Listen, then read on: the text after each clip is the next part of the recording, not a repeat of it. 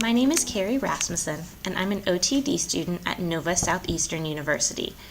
This video is a simulation for the class OTD8142, Occupational and Contextual Analysis, Hands-on Assignment 5. Today, my client is Paul, and he is suffering from a right cerebrovascular accident. This means that he ignores people or objects on his left side, has a reduced ability to associate the parts that make up a whole, cannot recall the location or shape of objects, and cannot use his left side except as a gross stabilizing assist. This has made life hard for Paul, as he is left-handed. The occupation that we're going to be assisting Paul with today is puzzles.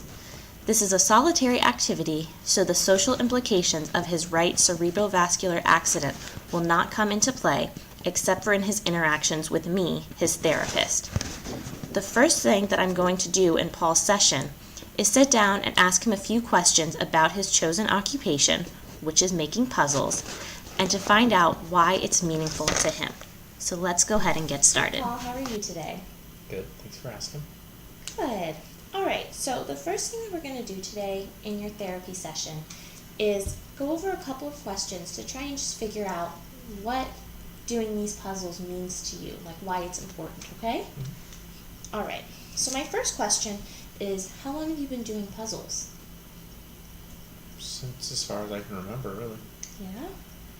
It's probably a long time, huh? Mm-hmm. Okay, and like what kind of got you started? Was it something you did by yourself, or?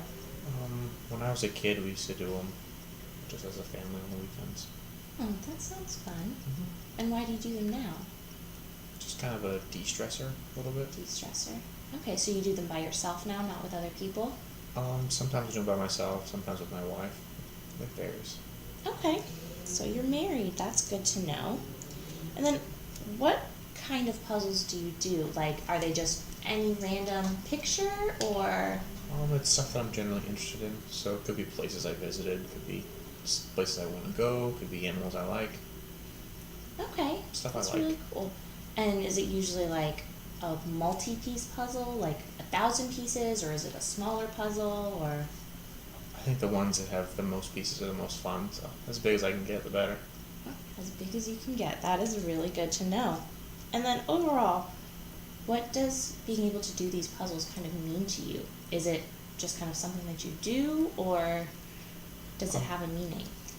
Just back to the de-stressor, I think that's the key. Just being able to kind of relax and forget all what's going on around me and kind of live in the puzzle. I guess it sounds kind of weird, but yeah. Oh, that makes perfect sense. Okay. And do you do them every day? Is it kind of like a ritual for you? Like you go to work, you come home, you sit down, do your puzzle? I wouldn't say I do them every day, but a couple times a week probably. Okay, so it's kind of a little ritual or tradition, de-stressor. You told me that Las Vegas was important to you, and something that you're interested in, so I found this puzzle of Las Vegas. I know it's not quite the 1,000-piece puzzle that you really enjoy doing, but it still has a lot of puzzles, a lot of small pieces, 750 pieces. Does that sound like something you would be interested in trying to do right now? Sure, I can do it, but don't know why I'm here. Okay, that's all right. Let's just try and relax and do the puzzle and see how you do, okay? Okay. Here you go.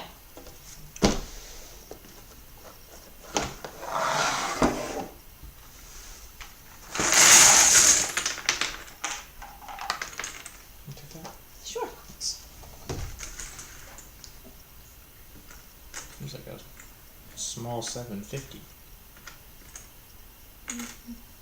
Why is that? Just looking at the puzzle pieces, don't seem like there's many here.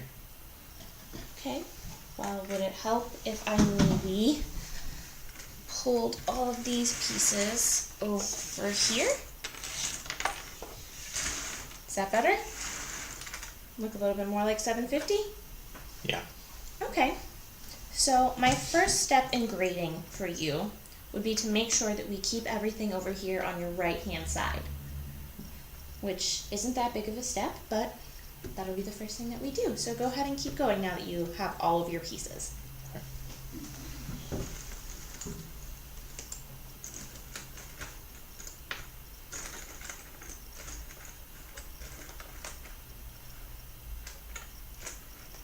Is there anything in particular that you're looking for? flat pieces. Flat pieces? Okay. Like this one? I don't know. Can I see the sides? Yeah. Yeah? Okay. So we have a flat piece. Do you want me to just keep it in here or do something different with it? We'll just keep it on the side. Keep it on the side. Okay. Yeah. So we're kind of starting to get a process, and that's good. All right. Are you having a little bit of trouble with anything? No. No? Mm-mm. Okay. Well, what do you think this might be? What is this puzzle of? I have no idea. Okay, so maybe the next step, so that way you can see all of these parts that are going to make up the one big whole puzzle, would be to keep the picture of the puzzle in front of you so you can kind of see. Does that make it a little bit easier to help you pick out the pieces and put them into your categories? Probably. Okay, awesome. So that will be my next step in grading, will be to make sure that we keep your picture of the puzzle in plain view. All right, so go ahead and keep going. Help me flip them over so they're all facing up. Sure. What do you need help with that? Just so I can get it done faster. Okay. Well, it seems to me that Paul is having a little bit of trouble flipping these pieces over because he's not quite as precise with his right hand as he was with his left hand.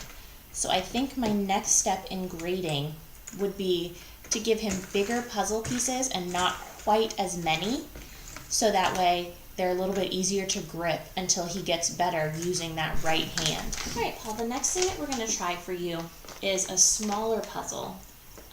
We might try and work our way back up to the larger puzzle, but we're going to try this one for now. I know it's not really something that you're super interested in, but we're going to try working with some bigger pieces. So if you'll go ahead and see if you can open this top for me. Why am I doing this one?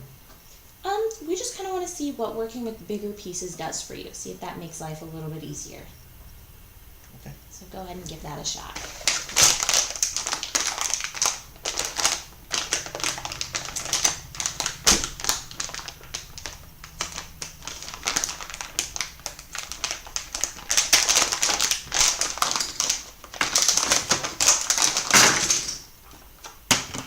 Okay. And we'll go ahead and keep this so you can see what it is that you're working on.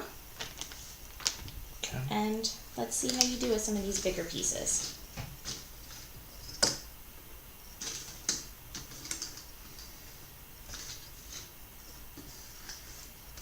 You help me flip them over? Sure.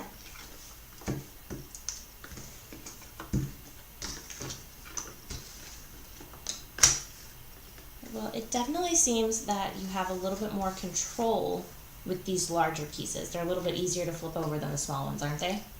Maybe. Easy. Okay. Very good. Here we go. Flip, flip, flip.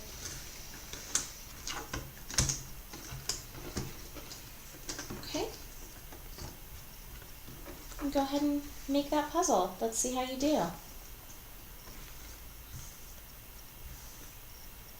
So let's see, I think I see a corner here, so if I put a corner over here and bring these over,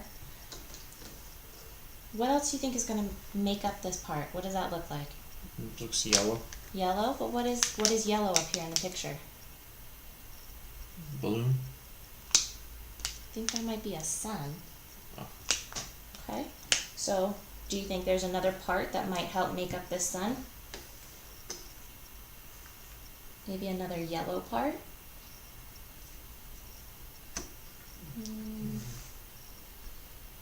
Not quite. How about maybe this one? Do you think that one will work? No. No? Okay, well, maybe give it a shot. Let's see.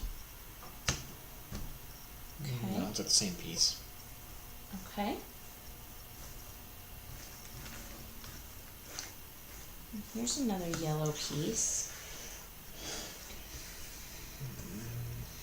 I might fit both of them.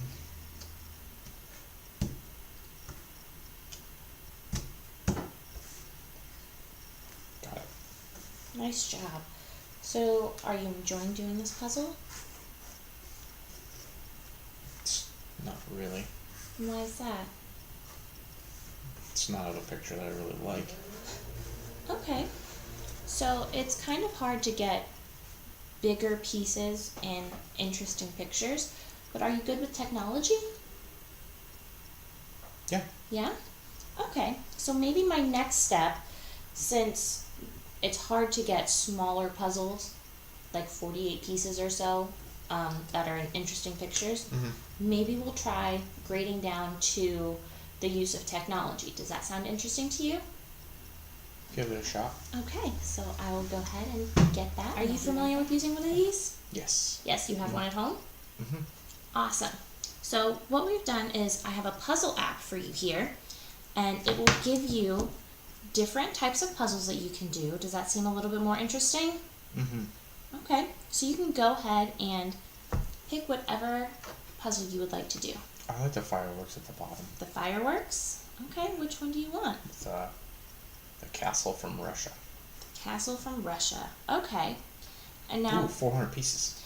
well, 400 pieces is what we're going to try and work you up to. Okay? I'm sure that you wouldn't have any trouble with it, but let's try maybe 25 pieces to start and see how that goes. I don't want to do that.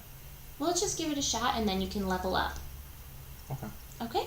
So go ahead and hit play and let's see how that goes.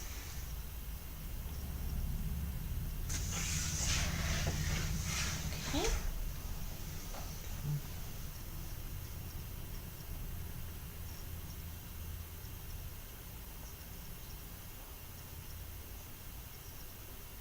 This seems to be a little bit easier for you.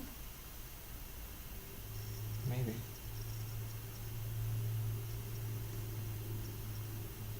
Do you still find it kind of relaxing? Guess So you're still able to break it down into the categories? yeah. Mm-hmm. That part's easier.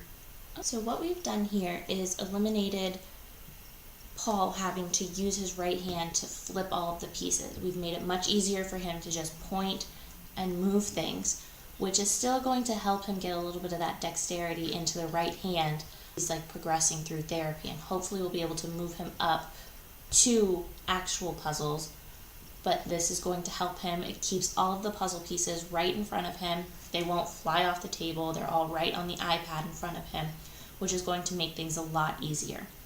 And he seems to be doing very well with this puzzle and is moving through it rather quickly. So I think my next step will be to grade this up and give him more pieces to work with. And this app that we're using is actually really great for this because it lets me pick all the way from a 9-piece puzzle up to a 400-piece puzzle. So this will help us grade him up in small steps where he can pick his puzzle, we can pick the pieces, and he can just get a little bit of that confidence and continue doing what he loves. So Paul, it looks like you're done with this puzzle over here. So let's go ahead and give you one with more pieces. What picture would you like to pick?